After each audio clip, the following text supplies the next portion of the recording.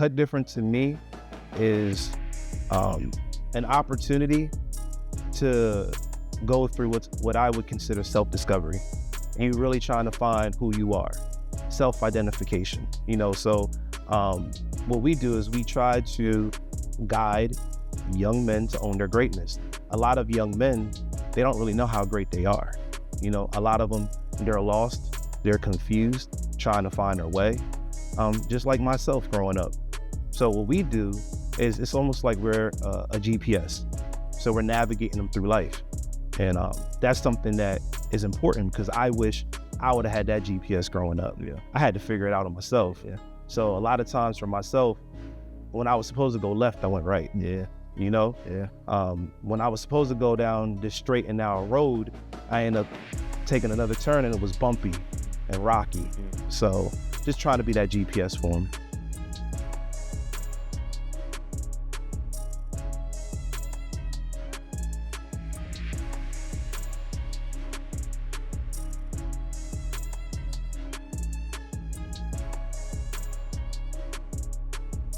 Welcome world, welcome family to another episode of the EL2A podcast. I'm your host, Jamie Gilmore Jr. And man, what a wonderful time that we're in right now. We're coming off our first annual Legacy Run 5K with the Men Run Club. Hey! Great showing, 200 plus people, man. For those of you that came from the vendors to the sponsors to the volunteers, everybody that played a hand in this event, man, we truly appreciate you. Obviously, the funds went to Kut Different Academy, where we're guiding young men to own their greatness. All right, Kut Different Academy, we're changing, reimagining education, man. There's a shift happening in this community right now, and for those of you that was there, you are part of that shift. So community, and community at the end of it is UNITY, unity. All right, and this episode has a lot to do about unity. It has a lot to do about team. Together, each achieves more. All right, so together, each achieves more. So what we had today on this episode of the EL2A podcast, we have one of the legendary eldest members of the Kut Different team that'll be joining us today, man. We have my brother, director of after school mentoring, Mr. Rory Carter, joining us today. Let's get it, Rory. Clap it up, got to see a play my theme music.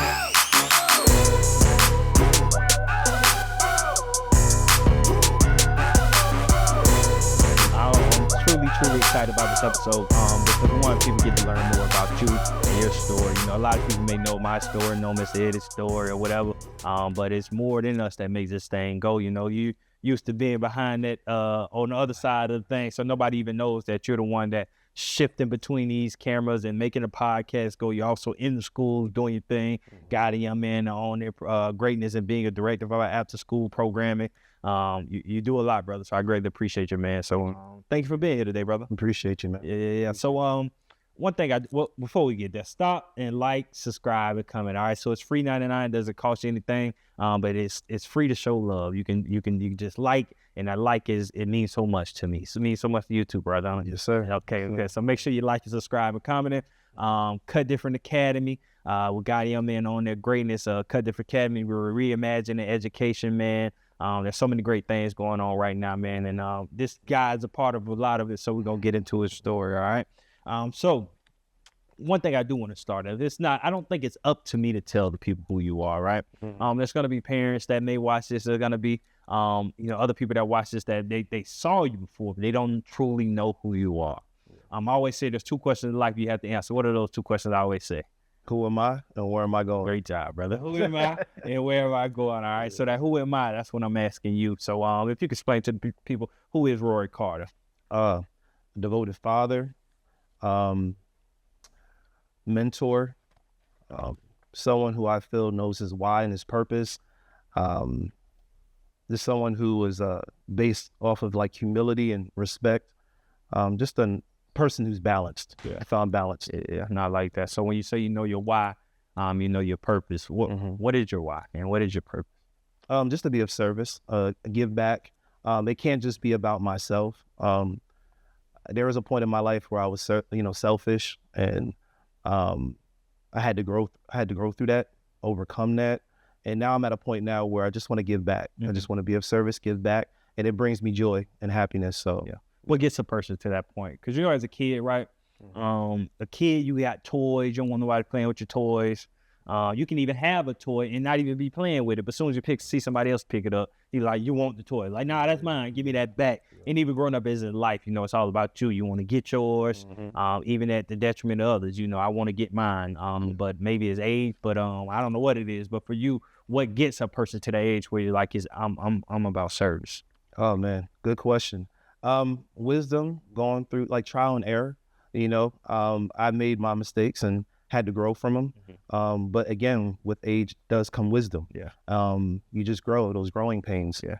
So just, learning from my mistakes, being at this point in my life where it's just more so about others and seeing happiness displayed upon others, it just brings me joy as well. So it's just like a give and take. Yeah. Mistakes. You mean to tell me you made mistakes? Not the mentor, Mr. Rory, the one that guides your man on their greatness, that tells kids not to do this and not to do that. You made mistakes too? Yeah, I did. Hey, so let's talk about the mistakes. So I think the mistakes are part of your story, right? Yes.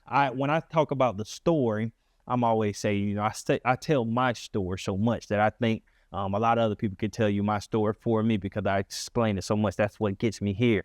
Your story, the mistakes you made, and also the success you had, also has you in this chair that you're in here today.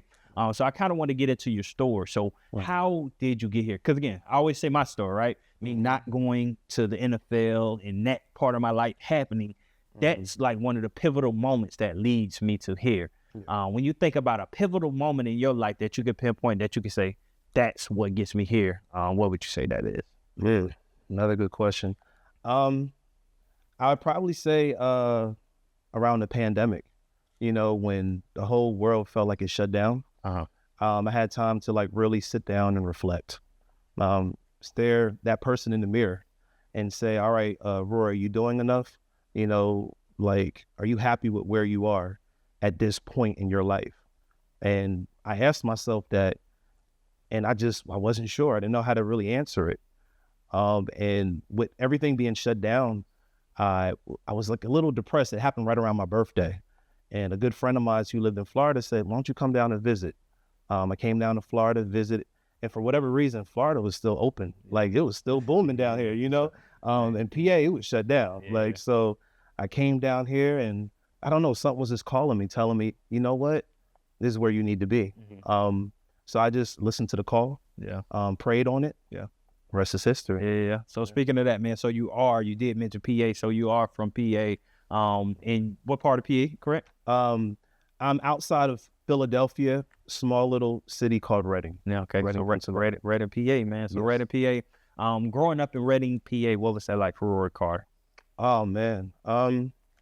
It was a beautiful time, but it was tough. Single parent home. Mother tried, but my mom, she had her own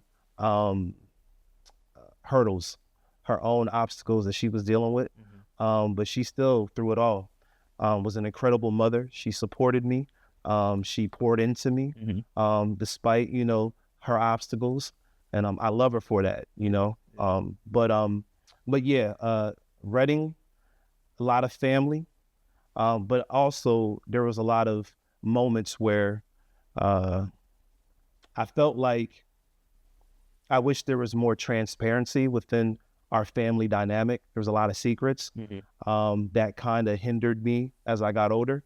But with all of that, I still have nothing but love and admiration for my family. But it was a little bit of a hurdle. Yeah. So two things that stuck out to me that you said, obviously, growing up in a single parent household. So I'm pretty sure that directly aligns with how you can connect to some of the young boys we work with now.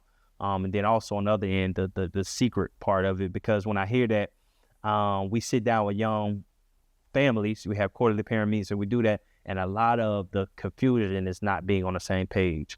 And I can hear you as a child or even as a grown man feeling like there were secrets in your family that probably kept y'all not on the same page.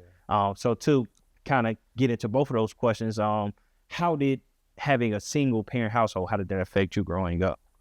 I always saw a lot of my friends, they had their fathers present. And I always wondered, man, I wonder what that feels like, having that male role model in your home. my mom, again, she tried, but she can't raise me to be a man. You know, all she could do was try to instill the best that she could, those qualities in me. So I had a friend of mine who I grew up with. Me and him, we're still cool to this day. But, you know, I had a little bit of resentment because I saw those moments where he was outside playing basketball with his dad. Yeah. And I'm just like, man, I wonder what that feels like. And he would tell me, hey, man, come on, shoot around.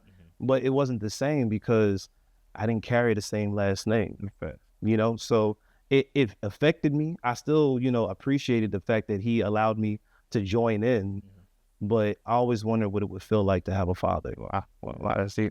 And then on the other end of that question with the secret things. So you obviously you just said that makes you feel like you always wanted to feel like what it felt to have a father. The secret part of it, how did that affect you as a young man? Did you feel that as a young man, or is that something you felt as you start getting older? A little bit of both. Okay, so how did that affect you as a young man? Earlier on in my life, it affected me because I had so many questions. I had, you know, family members tell me, hey, we think we know, you know, where your father is. And then I get excited and I'm like, all right, I might really, and it's not being disrespectful, but I might really meet this man because at that time he was just a man. He wasn't my father. Right on. And then it would be a situation where I'm thinking I'm going to meet him. I'm going to find out more information about him. And then it just fizzles. Yeah. And then it's like I'm back at square one. Wow. You know, and my mother, she tried to give me some information on it, but she really didn't know where he was either. Yeah. So it was just a lot of empty promises, hope, wishes that just didn't come to fruition. Yeah. At that age or at a young man, what did that Rory, what did he want? Because obviously, like I would say, athletics is a thing for most young men. Like they want hoop dreams, NFL dreams. What would the little Rory? What were the dreams of little Rory? I was really into football. I think the biggest thing with me was I didn't really have anybody to push me or motivate me. So I got caught up with other things that were external, like outside of the being locked in and focusing on your craft of playing sports. You know, I had coaches and I had family say, man, Rory, you're pretty good. But I had nobody to really put that battery in my back, you know? So for me, the distractions outweighed, you know, the goal. So, you know, as I got older, I played, but I wasn't really in it. I didn't have that passion and that desire to like really take it to the next level. So for me, I just feel like if I would have had that father that would have said, you know, you need to lock in, you need to stay focused, maybe the outcome would have been different. Yeah. So when you think about leaving childhood, going to high school, graduate high school, becoming a father, all these things you've done, would you ever think, like, was it ever the dream to be the Rory that you are today, to be a mentor? Being a mentor never was on my bucket list, right? I never thought I would be in this position. Now that I'm here, now that you're here, when you look back, is it something you could have saw you doing, or is like, nah, this is a shot? Total shock. Yeah. Total shock. I mean, again, there was a point where I felt like I always had a good heart, but I was very self-absorbed. So to sit here and think I would be mentoring young men going into schools, I don't really think I had the patience back then. Yeah. But now, again, with age comes wisdom. Sure. You know, I have the patience because I feel like I have a lot of information and knowledge that I could pour into these young men. Because in a lot of them, I see me, and I wish I would have had me back then. Yeah. You know, so that's how I approach it. Yeah. You know, just want to give them what I wish I had. Yeah, I think it's a powerful moment to get into it. So you say you wish you would have had you back then, a mentor basically. You wish you would have had guidance. You wish you would have had Kut Different. Yes. When you were a young man. I say the same thing. I wish Kut Different was a thing when I was a young man. In your words, to you, what does Kut Different mean to you? What is Kut Different to you? That's another good question. Kut Different to me is an opportunity to go through what I would consider self-discovery. You really trying to find who you are, self-identification, you know? So what we do is we try to guide young men to own their greatness. A lot of young men, they don't really know how great they are. You know, a lot of them, they're lost, they're confused, trying to find her way, just like myself growing up. So what we do is it's almost like we're a GPS. So we're navigating them through life. And that's something that is important because I wish I would have had that GPS growing up. Yeah. I had to figure it out on myself. Yeah. So a lot of times for myself, when I was supposed to go left, I went right. Yeah. You know? Yeah. When I was supposed to go down this straight and narrow road, I ended up taking another turn and it was bumpy and rocky. So just trying to be that GPS for him. Man, I like that. So as you say that, man, it got me thinking about so many things. So I never, even the boys, right? There's a level of, like, I know what they're going through, but to say I can relate to it, I really, because I had the best, the best dad in the world, right? To your point, I always had something to look at. Like, if it was, okay, if I can't go to the NFL, I at least want to be like him. You know what I mean? Everything I've done, I tell people from even having waves and stuff. My daddy got waves. Like, my dad used to always brush his hair. My dad used to always have a do-rag on. So I imitated him. That was my North Star. I want to be like him. And so I was always on track to something, at least being a good man. You know what I mean? If I ain't go to the NFL, I was going to be a good man no matter what. You know what I mean? If it was working well, I'm going to be a good man working at where I was going to work at because I saw that. I had that. For you not having that, you saying that allowed you to go left and right. Even in the within having, I still had influence. I used to go outside. The dope boys used to influence me. I used to like the stuff they had, but I had to go home and see that man. Like, I can't do that. That man ain't going to allow that. So who were the things that influenced you? Like, who were some role models or mentors or somebody that you had that did have some influence on you growing up? Believe it or not, I had to turn to like TV. Cliff Huxtable, the Cosby Show, like I looked at him and I admired him. A lot of my influences had to come from TV, my uncles,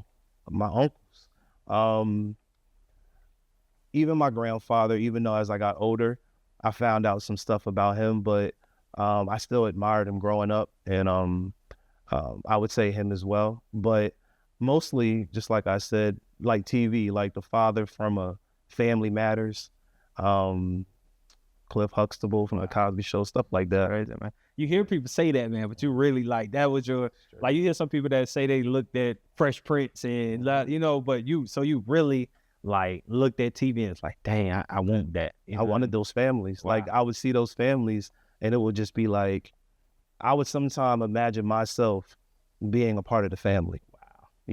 And it usually it would be like therapy for me, because after I would see that, and it would be like I go back to my reality, and it's like I just see it's just me and my mom.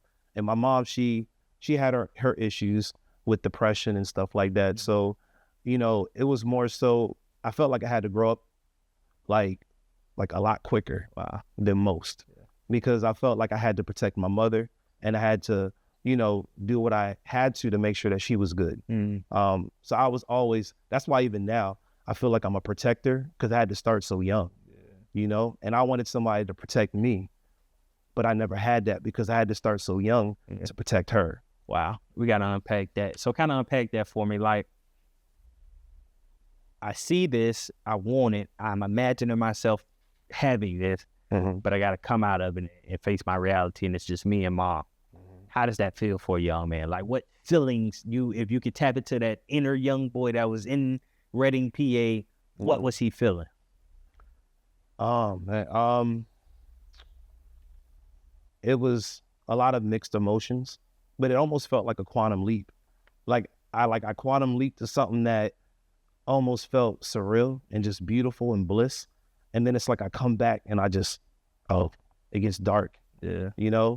And not to sit here and say that it was always dark and grim with my mother, because it wasn't. For sure. But we had a pretty rough I had a pretty rough upbringing. Yeah. And mom, she did what she could. Yeah.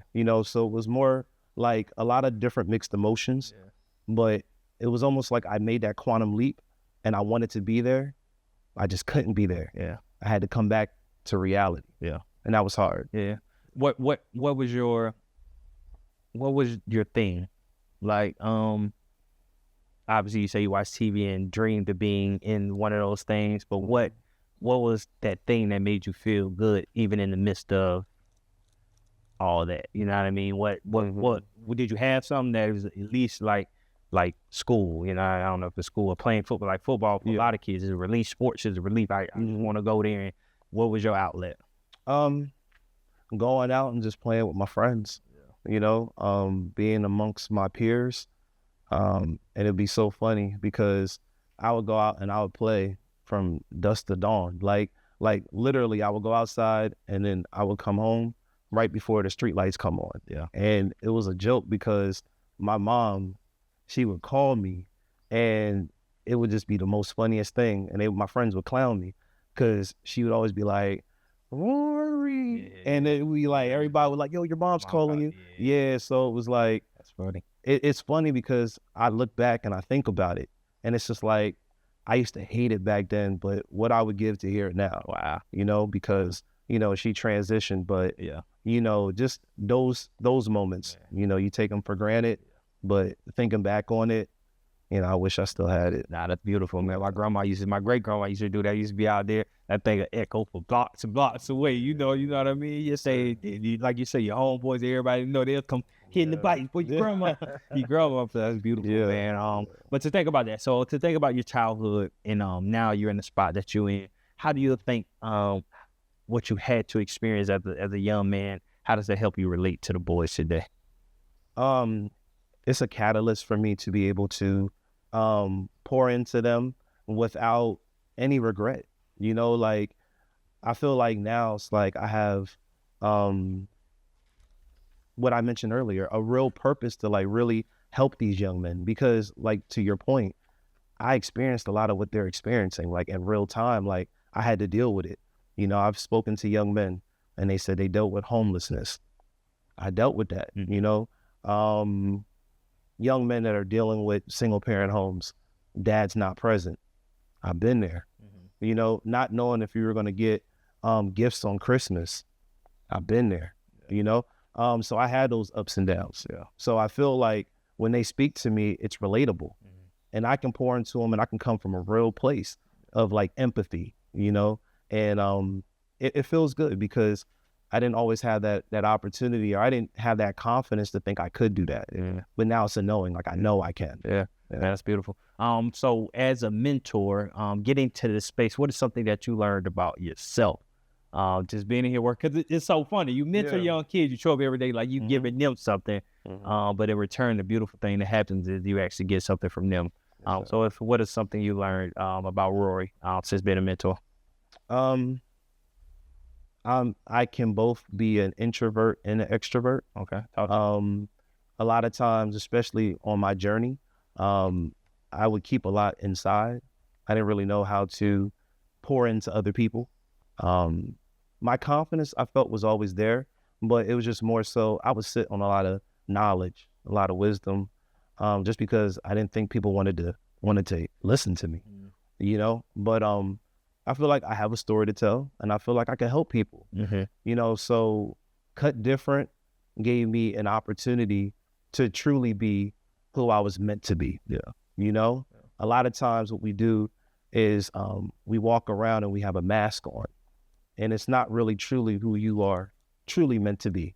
It's like a facade. You're just doing what you need to do just to appease other people. But for myself, I feel like I'm truly who I'm meant to be. Yeah. And when I'm in that truth, that's when I can help people the most. Yeah. So Kut Different really shined the light on that for me. Yeah. When you think about the rewards that come from this, man, they're tremendous. And I'm pretty sure you can think about a lot of moments that were just rewarding.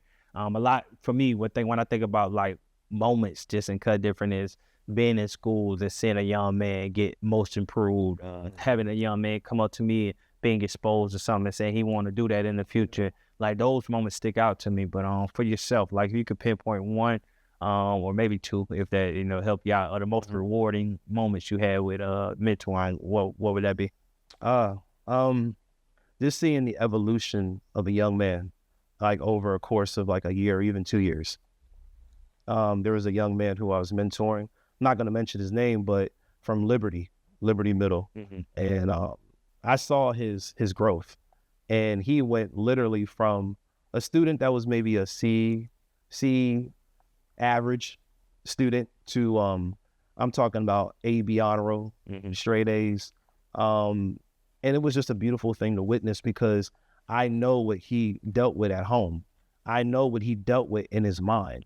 You know, he struggled with just dealing with the everyday struggles of life, especially as a child, you know.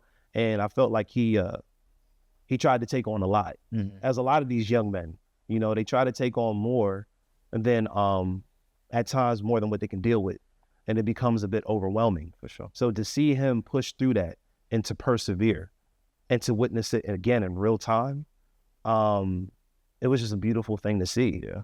It made me feel like, you know what I'm doing is not in vain. Yeah. You know, it feels good. Yeah. So it's so crazy, bro, because a lot of the kids have that opportunity, right, to be that success story. But, you know, not everybody chooses to take that role. Yeah. There's a lot of roadblocks in from these kids owning their greatness. And since you've been doing this work, what is stopping our kids? Like, what are some things that you're seeing that are stopping our kids from being successful or owning their greatness? Again, self-doubt, you know, not believing, a lack of confidence, wondering how their peers are going to judge them. You know, just a lot of those things, instead of just being true to who they are. A lot of times they want to do something, but they're like wondering in the back of their mind, I don't know what my friends are going to say or how they're going to judge me, you know. And then that's when we come in and say, don't worry about what people think. Don't focus on the things that are external. Go within, you know, focus on what's true to you, you know, and then just, you know, move off of that. Yeah, you know, that's easier said than done too, especially at that age. So in and out of schools, right? The school system, would you say that, I guess that thing alone, and obviously focusing on the kids, that alone, the peer pressure is one of the most things that stopping kids, like the peers, you know what I'm saying, the peer. This the peers. It's I know one of the students earlier today, in one of our schools, he mentioned that, you know, all right, so what am I gonna really take from like some of these subjects that, you know, I'm studying? Like, I'm not gonna have to deal with it when I become an adult, you know, like, how is this really gonna help me, you know, as I move forward and become an adult? And I'll admit there's some stuff that's taught that is a bit questionable, but then there's also some things that you can apply and that you can, you know, utilize them, you know, for your life. You know, but I do feel that you have to look at the glass half full, not half empty, and try to approach life in that way. Because I mean, I can point fingers at a lot of things that I see wrong in the school system. I'm in it, you know, every day. I see what's happening, but all you can do is focus on what you can focus on, and just try to move forward and try to help where you can help. So that's why I just try to just pour into these young men, keep them positive, because again, there's some things that, you know, need to be worked on. One of the biggest things, to that point of what you just said, that can get a young man off that ledge of why I'm here, is obviously helping him understand the why, right? You started off saying one of the biggest ways that got you on the track, because you know your purpose and you know your why. So most kids are on campus and they're not understanding their purpose and they are not understanding their why, which is leading them not to be successful. But in order to get a person to understand that why, it starts with trust. Like, they have to trust you. That young man, I'm pretty sure, that was talking to you, he trusted you because there's something, a rapport that you built with that young man to get him to that spot, to even feel vulnerable enough or open enough to talk to you about that. I want to give some advice in this right now. So I want to you, because there's a lot of people that's going to watch this episode that may not know, how do I build trust with my son? How do I build trust with my student? How do I build trust with this young person that I want and I love, but they don't trust me, so I can't really get through to them? You can even talk about yourself. How have you been able to build trust with some of the mentees that you work with? Great question. I don't listen to respond. I just listen. I think a lot of times what happens is we're always quick to rebuttal. You know, your children are trying to open up to you, and a lot of times what they want is they just want a ear. They just want you to hear them. Just listen to them. But we're so quick to respond, and you want to give your few cents, but sometimes these young men and the young ladies, they just want to be heard. You know, a lot of them feel like they don't have a voice in school. You know, a lot of them, they feel like they're being judged. A lot of them isolate themselves, Right. you know, so, you know, they just want to have an opportunity just to, you know, speak their truth. Yeah. And if they feel like when they talk to mom or dad, you know, they feel like you're just not hearing me, you're just listening to respond, they're not going to open up to you. Yeah. You know, so what we do is we try to be that ear and we become that bridge. So they'll tell us stuff that they won't tell mom, you know? So I think that would be the best way to approach it. Don't listen to just respond, just listen. Yeah. That's the one in modeling. As you're talking to them, thinking about modeling behaviors. I think one of the biggest things I've tried to do when I was in the schools or anywhere mentoring young men, I wanted to model what that looked like. Like that thing I'm trying to tell you to do, owning your greatness, I want to own my greatness, right? I want to be a walking, living vessel of the thing that I'm trying to tell you and what it looks like. Again, going back to the beginning, my dad, my North Star, I was able to say him, right? That dude I see every day, I want to be like that. And my hope is that I can be that for the young man that experience us through, you know, Kut Different, or through even social media, whatever they may experience me at. I hope I can be that for them. For yourself, Brother Rory, what's one value that you try to model every day to show these young boys like that you hope that they can take away from you? Integrity. Talk to me. Yeah.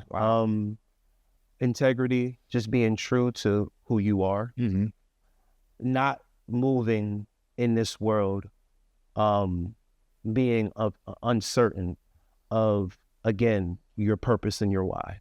Just be a person of humility, respect.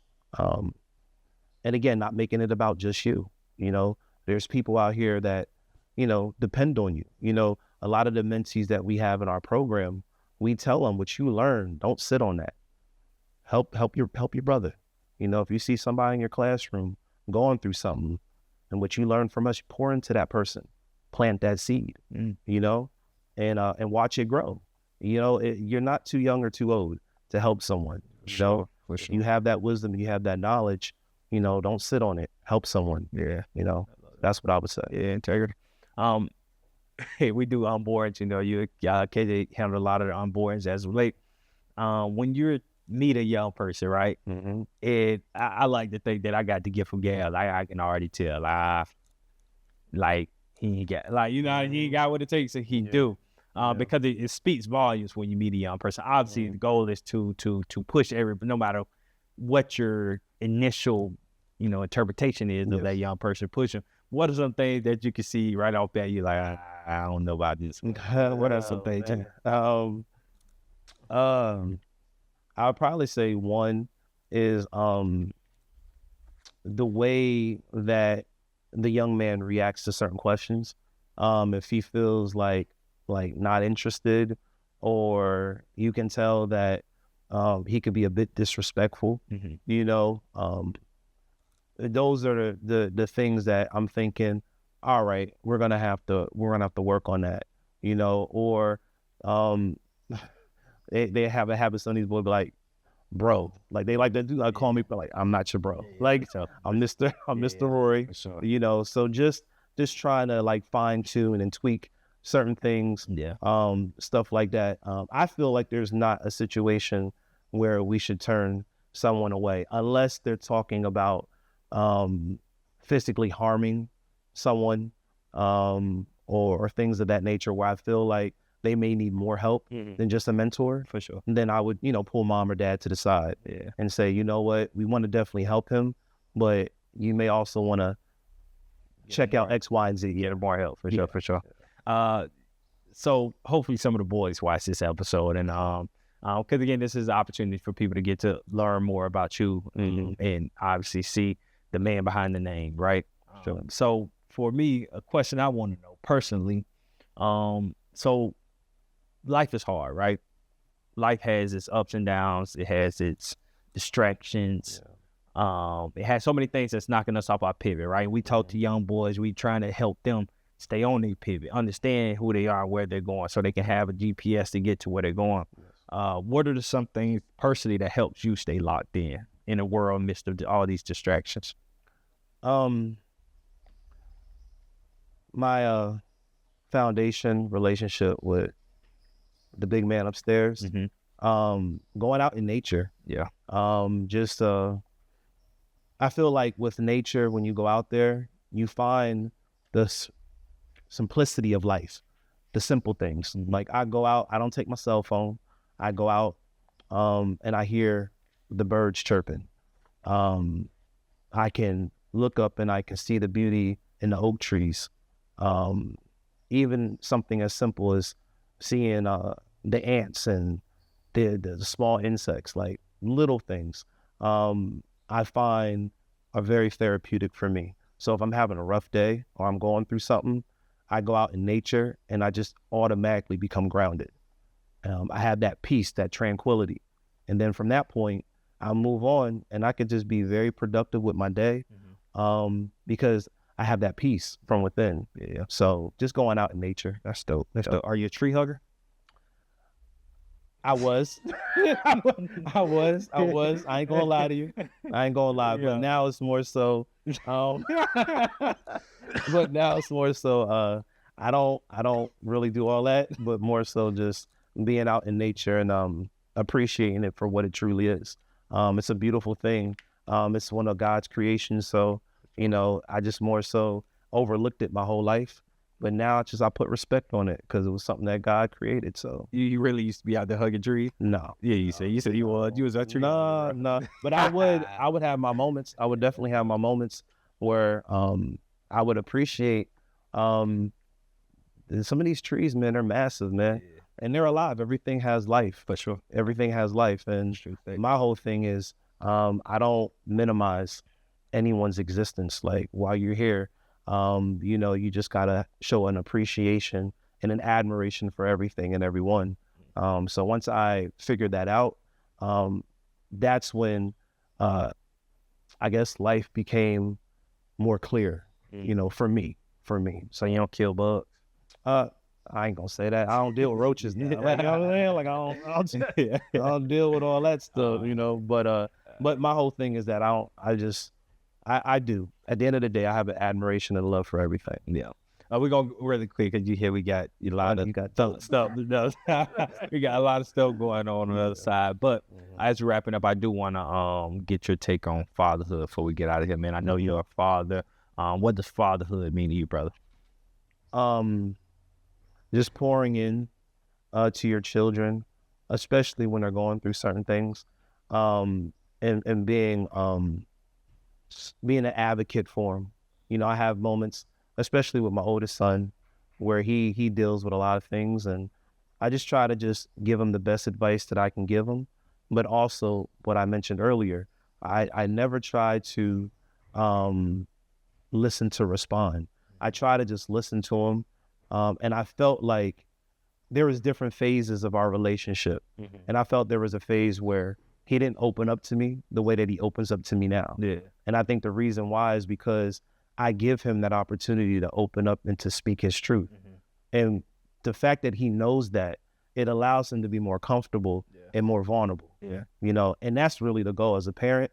You want your children to be open to just tell you and convey whatever they want to convey in regards to how they feel or what they're going through. Yeah.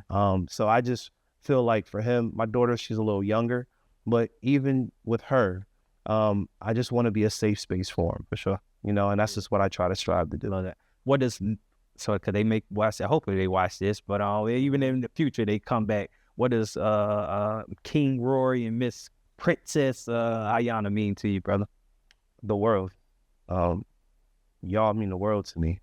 I love you all unconditionally, with every fiber in me, and I'll do just about anything for y'all. Daddy loves you. Yeah. That's dope. Legacy, brother. As we wrapping up, man, legacy. I'm all about the legacy talk. You know what I mean? And I'm not shy of saying this, man. I want to impact so many people, make so much change that one day when I leave here, they say, man, we need to build a statue of this in Ocala, Florida, right? That's the level of impact I want to have. At least think about it. You may not do it, but at least they think about it or something, for yourself, brother. What type of legacy do you want to leave? Okay. I just want to leave a mark. Everyone that I come encounter with, everyone that I meet, I just want to leave a mark or a spot in their heart so that they can remember, you know what? Rory Carter was a man who stood for integrity, who led with his heart, the way in which he feels and the way that he displays everything that he does. He comes and he brings 150%. I just want to just leave my mark in that way, something very positive, something very loving. I mean, the statue part, I'm gonna leave that to you. You know what I'm saying? I'm gonna leave that to you. But I want to leave a mark in everyone's heart that I mean. Yeah. Nah, that's dope, man. And it's a privilege, brother. It's a privilege to have you. And another question just came in my head, so I can't even wrap it. If you can go back, right, in the Rory that we talked about in the beginning, that you said was dealing with, having to watch the TV and wishing he had somebody that would be in there and care for him. If you, the mentor Rory, can go talk back to younger Rory, what would you tell him? Dreams. Because at that point, I was a dreamer. Dreams, if you really focus on them enough, can manifest into a physical reality. If you see something that you admire and you really lean into it, you can make it your reality, but you can create it for yourself as you get older. So for me, I wanted someone who was a male role model to pour into me. And I didn't have that. Yeah. So what I'm doing is I'm being that male role model for others. Yeah. So just looking at it like that, I would just tell them, hey, it's okay. It's fine that you're not, Theo Huxtable, and Cliff Huxtable isn't pouring into you. But you know what? You're going to be a Cliff Huxtable to someone in the near future. That's dope. And that's what I'm doing. That's dope, brother. Yeah. Man, well, I greatly appreciate you, brother. Like you say, we all know this is alignment, right? Yeah. You coming here, you being here in this moment is obviously, we know this, the big man, he put this all together, right? We're here for a reason, we're here for a purpose, and that's what we're doing. So having you on the team, brother, has been a privilege and honor to have you. We got so much work to do, man. So I greatly appreciate you for being here, brother. And so, man, stop what you're doing right now. Make sure you like, subscribe, and comment. Another one of these episodes, man. This is the brother Rory Carter, one of them Kut Different episodes, editions, so you can learn more about what we do, man. We got a lot of stuff coming up. December the 6th, our community fund is coming up, so make sure you tap into that. I don't know when it's coming out, but I know in November, the first week of November, we're having an informational night for Kut Different Academy. What's up, EL2A family, man? Come invest in the futures that are going to change the world. What you see here right now, man, we are reimagining education, right? We are giving these young boys and showing them who they are and where they're going. We're creating a school-to-career pipeline, and it's happening right here on this property, man. So let's go, EL2A fan. We're going to have a QR code that pops up. You scan that code, all right? And it's going to take you and tell you everything you need to know to come help us invest in the futures that's going to change the world. Let's go. So if you're a parent, if you're somebody that just want to learn more about Kut Different Academy, it'll be November the 6th at 6 p.m. at a Central Christian Church. But man, we got a lot of great stuff going, and just keep coming. EL2A podcast, brother Roy, we're gonna have you end it. I want you to look in that camera over there, brother. Yeah. And I want you to talk to every young man, not just in Ocala, but in this world, and give him some words of motivation, brother. Just inspire the young gentleman. And we just gonna say to you, we just keep it all up, people. Yeah. Inspire the world. Inspire anybody that's watching. Just give some words of inspiration, and let's end it with you, bro. Just pretty much, man, just stay true to yourself. Know your worth. Know how amazing you are. Don't allow self-doubt to dictate your passion and your desire and your purpose here on this planet. You are special, you are loved, but it first starts from from yourself, from within. A lot of times, again, people look outside of themselves for that gratification and for that happiness. But honestly, it's always been within you. So just stay true to yourself, plant that seed within yourself, look in the mirror, look at that reflection, know how amazing you are, and stay the course. And I promise you, you will find happiness and success. Dope, man. That's dope, man. Hey, let's see y'all next time.